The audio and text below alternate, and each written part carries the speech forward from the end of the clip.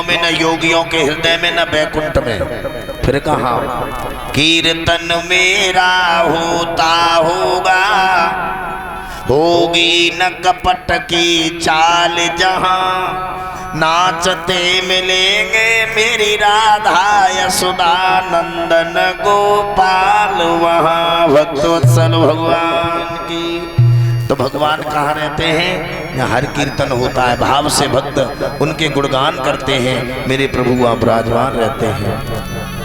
आज मेरी कथा का तृतीय दिवस है।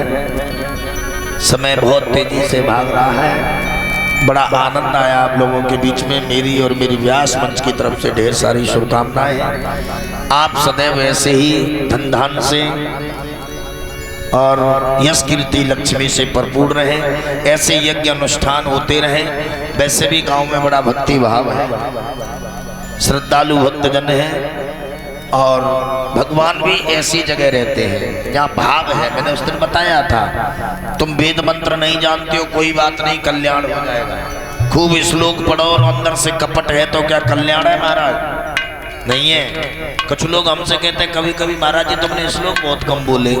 अब श्लोक में क्या है? उस समय प्रभाव था श्लोक का, तो उस समय वो मान्य थे। अब आगे तो मुझे ये डर लग रहा है कहीं 20 वर्ष बाद अंग्रेजी भी ना होने लगेगा था इंग्लिश में।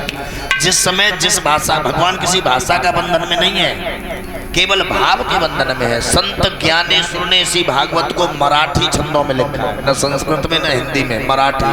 आप लोग समझ भी नहीं पाओगे, कथा तो वो भी है। तो हमारा यहाँ भाव प्रसन्न हो जाए, जितने सरल तरीका से भगवान का नाम पहुंचाया जाए, चाहे गा के, चाहे नचा के, चाहे रिझा के, चाहे हंसा के, बस मेरे नाम से इसको जोड़ दे, बस यही मेरी चर्चा है भक्तवत्सल भगवान की। तो मैंने बहुत सरल ढंग से कथा को कहा है जैसा महाराज जी का आदेश है।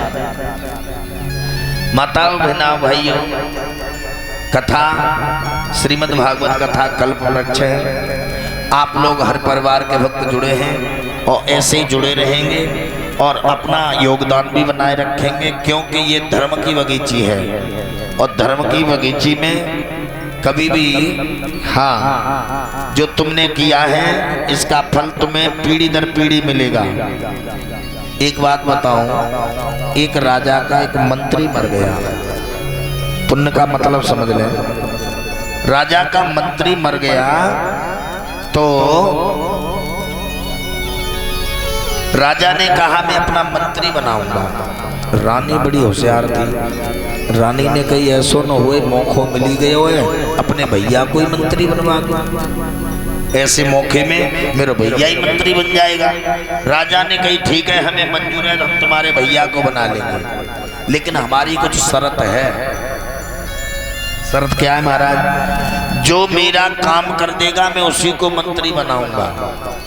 ध्यान से सुनना, हंसी की बात जरूर है लेकिन बात में कुछ न कुछ छिपा है। ठीक है महाराज, जो मेरा काम कर देगा